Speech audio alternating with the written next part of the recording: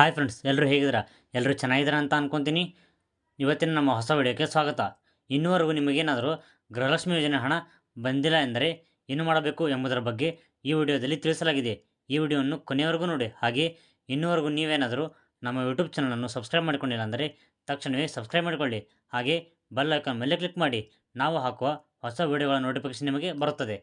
ಹೌದು ಸ್ನೇಹಿತರೆ, ರಾಜ್ಯ ಸರ್ಕಾರವು ಘೋಷಿಸಿರುವ 5 ಗ್ಯಾರಂಟಿ ಯೋಜನೆಗಳಲ್ಲಿ ಈ ಗೃಹಲಕ್ಷ್ಮಿ ಯೋಜನೆಯು ಕೂಡ ಒಂದು ಮಹತ್ವಾಕಾಂಕ್ಷೆಯ ಯೋಜನೆಯಾಗಿದೆ. ಈ ಯೋಜನೆಗೆ ಅರ್ಜಿ ಸಲ್ಲಿಸಿದ ರಾಜ್ಯದ ಅರ್ಹ ಫಲಾನುಭವಿ ಮಹಿಳೆಯರ ಖಾತೆಗೆ ಈಗಾಗಲೇ ಈ ಯೋಜನೆಯ ಅಡಿಯಲ್ಲಿ 7 ಕಂತುಗಳ ಹಣವನ್ನು ಅವರ ಖಾತೆಗೆ ಜಮಾ ಮಾಡಲಾಗಿದೆ. ನೀವೇನಾದರೂ 7 ಕಂತಿನ ಹಣವನ್ನು ಪಡೆದುಕೊಂಡಿದ್ದರೆ ತಕ್ಷಣವೇ ಕಮೆಂಟ್ ಮಾಡಿ ತಿಳಿಸಿ. ಸುಮಾರು 17,000 ರೂಪಾಯಿ ಹಣವನ್ನು ಈಗಾಗಲೇ ಈ ಯೋಜನೆಗೆ ಅರ್ಜಿ ಸಲ್ಲಿಸಿದ ರಾಜ್ಯದ ಅರ್ಹ ಫಲಾನುಭವಿ ಮಹಿಳೆಯರ ಖಾತೆಗೆ ಜಮಾ ಮಾಡಲಾಗಿದೆ.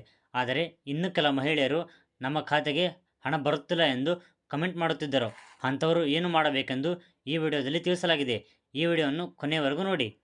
ಈ ಗೃಹಲಕ್ಷ್ಮಿ ಯೋಜನೆಯ ಹಣ ಬರದೇ ಇದ್ದವರು ಏನು ಮಾಡಬೇಕಪ್ಪ ಅಂತಂದರೆ, ಮೊದಲಿಗೆ ನೀವು ನಿಮ್ಮ ಗೃಹಲಕ್ಷ್ಮಿ ಯೋಜನೆಯ ಸ್ಥಿತಿಯನ್ನು ಚೆಕ್ ಮಾಡಿಕೊಳ್ಳಬೇಕಾಗುತ್ತದೆ.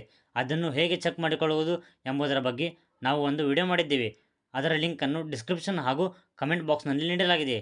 ಹೋಗಿ ಆ ವಿಡಿಯೋವನ್ನು ಸಂಪೂರ್ಣವಾಗಿ ವೀಕ್ಷಿಸಿ. ನೀವು ಗೃಹಲಕ್ಷ್ಮಿ ಯೋಜನೆಯ ಸ್ಥಿತಿಯನ್ನು ಚೆಕ್ ಮಾಡಿಕೊಂಡ ನಂತರ ನಿಮಗೆ ಇಲ್ಲಿಯವರೆಗೂ ಗೃಹಲಕ್ಷ್ಮಿ ಯೋಜನೆಯ ಅಡಿಯಲ್ಲಿ ಎಷ್ಟು ಕಂತುಗಳ ಹಣ ನಿಮ್ಮ ಖಾತೆಗೆ ಬಂದಿದೆ ಎಂಬುದರ ಬಗ್ಗೆ ತಿಳಿಯುತ್ತದೆ. ನಿಮಗೇನಾದರೂ ಈ ಗೃಹಲಕ್ಷ್ಮಿ ಯೋಜನೆಯ ಅಡಿಯಲ್ಲಿ ಹಣ ಬಂದಿಲ್ಲ ಎಂದರೆ ನಿಮ್ಮ ದಾಖಲೆಗಳನ್ನು ಪರಿಶೀಲಿಸಿಕೊಳ್ಳಿ. ಅದರಲ್ಲಿ ಏನಾದರೂ ತಪ್ಪಿದ್ದರೆ ತಕ್ಷಣವೇ ಸರಿಪಡಿಸಿಕೊಳ್ಳಿ. ಅದನ್ನು ಸರಿಪಡಿಸಿಕೊಂಡ ನಂತರವೇ ನಿಮಗೆ ಈ ಗೃಹಲಕ್ಷ್ಮಿ ಯೋಜನೆಯ ಹಣ ಬರುತ್ತದೆ. ಅಥವಾ ನಿಮ್ಮ ದಾಖಲೆಗಳೆಲ್ಲ ಸರಿ ಇದ್ದು ನಿಮಗೇನಾದರೂ ಈ ಗೃಹಲಕ್ಷ್ಮಿ ಯೋಜನೆಯ ಅಡಿಯಲ್ಲಿ ಹಣ ಬರುತ್ತಿಲ್ಲ ಅಂದರೆ ನಿಮ್ಮ ಹತ್ತಿರದ ಗ್ರಾಮ ಪಂಚಾಯಿತಿಗೆ ಭೇಟಿ ನೀಡಿ ಅಥವಾ ನಿಮ್ಮ ಹತ್ತಿರದ ಸೇವಾ ಕೇಂದ್ರಗಳಿಗೆ ಭೇಟಿ ನೀಡಿ ನಿಮ್ಮ ಗೃಹಲಕ್ಷ್ಮಿ ಅರ್ಜಿಯ ಸ್ಥಿತಿಯನ್ನು ಪರಿಶೀಲನೆ ಮಾಡಿಸಿಕೊಳ್ಳಿ. ನಿಮ್ಮ ಗೃಹಲಕ್ಷ್ಮಿ ಯೋಜನೆಯ ಅರ್ಜಿಯ ಸ್ಥಿತಿಯನ್ನು ಪರಿಶೀಲನೆ ಮಾಡಿಸಿಕೊಂಡ ನಂತರ ನಿಮಗೆ ಯಾವ ಕಾರಣಕ್ಕೆ ಹಣ ಬಂದಿಲ್ಲ ಎಂದು ತಿಳಿಯುತ್ತದೆ.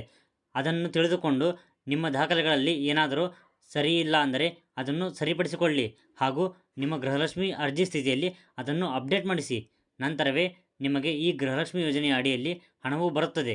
ಹಾಗೂ ನಿಮ್ಮ ಬ್ಯಾಂಕ್ ಅಕೌಂಟ್ ಏನಾದರೂ ರದ್ದಾಗಿದ್ದರೆ ಹೊಸ ಅಕೌಂಟನ್ನು ತೆರೆದು ಗೃಹಲಕ್ಷ್ಮಿ ಅರ್ಜಿಯಲ್ಲಿ ಅಪ್ಡೇಟ್ ಮಾಡಿಸಿಕೊಳ್ಳಿ.